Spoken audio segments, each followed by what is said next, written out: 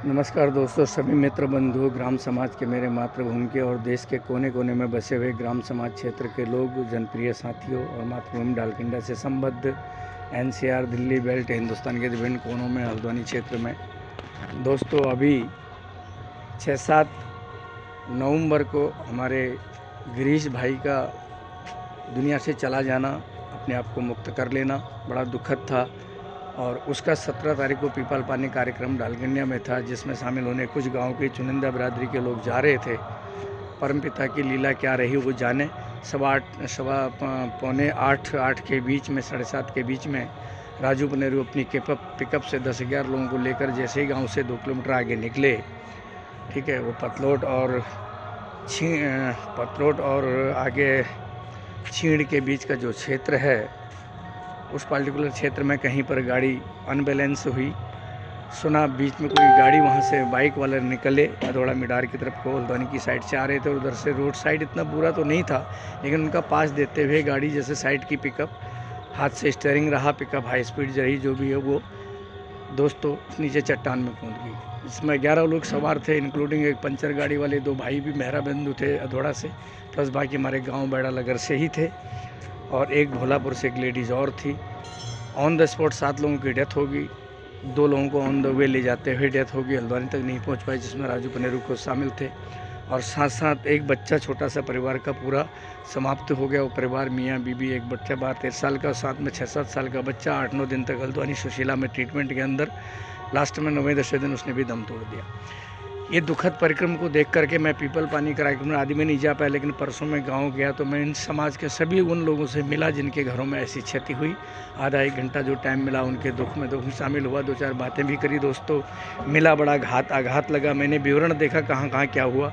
राजू पनेरी की गाड़ी और रोड की पोजीशन देखी तो वो भी ऐसा समझ में नहीं आया कि ऐसा क्रिटिकल था, लेकिन इधर से अनसुलझे हुए हाई स्पीड में जाते बाइकर्स ने पल भर नहीं देखा कि हुआ क्या। वो गाड़ी को पास दे के गाड़ी आउट होगी, लेकिन वो आगे को चल दी। उन्होंने ये नहीं सोचा क्या हुआ क्या नहीं हुआ। वो तो परमपिता की कृपा से एक इंसान हेम पनेरू बच गए, जो आंवले के पेड़ पे टकरा के बैठे और खुद संभाला और लोगों को सपोर्ट करते उन्होंने कॉल किया। और उसके बाद उसमें 11 सवारियों में सिर्फ एक इंसान वही बचे, बाकी 10 सवारियाँ दोस्तों जीवन लीला उनकी समाप्त हुई। पोजिशनें मैंने देखी, बड़ा बेडम केस है। मैंने वीडियो भी डाला है, गाड़ी के पुर्जे प्लेट पे चट्टानों पे गिरे हुए दिखे। उसके अलावा बाकी ये केस 17 तारीख का था, 17 नवंबर का। उसके बाद दोस्तों 30 नवंबर को अगेन उस दिन बैड़ी दीदी कुछ कार्यक्रम पहाड़ी ऐसा चल रहा था हीरानगर में, प्रकृति संस्थान मंच में, जहाँ उत्तराखंड के मुख्यमंत्री सीएम धामी भी रहे।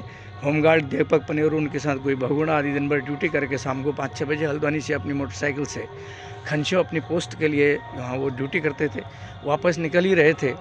हल्द्वानी से लेकर खंचो के नज़दीक 5 किलोमीटर पहले, जहाँ पर चमोली बड़ौन के क्षेत्र में लगभग 5.5-6 किलोमीटर दूर रह गया था खंचो उनका पोस्टिंग सेंटर। परमपिता की इच्छा पता नहीं क्या रही, पीछे के सज्जन थोड़ा सा बह के भाव में लंबे चौड़े रहे होंगे, गाड़ी अनबैलेंस रही या नींद का झटका आया, वो निकल के पीछे को गिर गई, गाड़ी हल्की होकर डिस्टर्ब हुई होगी। और ड्राइवर ने थोड़ा झांकना चाहा पीछे क्या हुआ, तो इतनी देर में गाड़ी का फ्रंट न देखा, आगे गाड़ी रोड पार्ट को करते हुए हवा में उछलती हुई नीचे 200 कम से कम 200 फीट के नीचे गहरी खाई में वो गिरी है, चेड़ के पेड़ पर। उसका वृत्तांत विवरण मैंने पहले दिया हुआ है।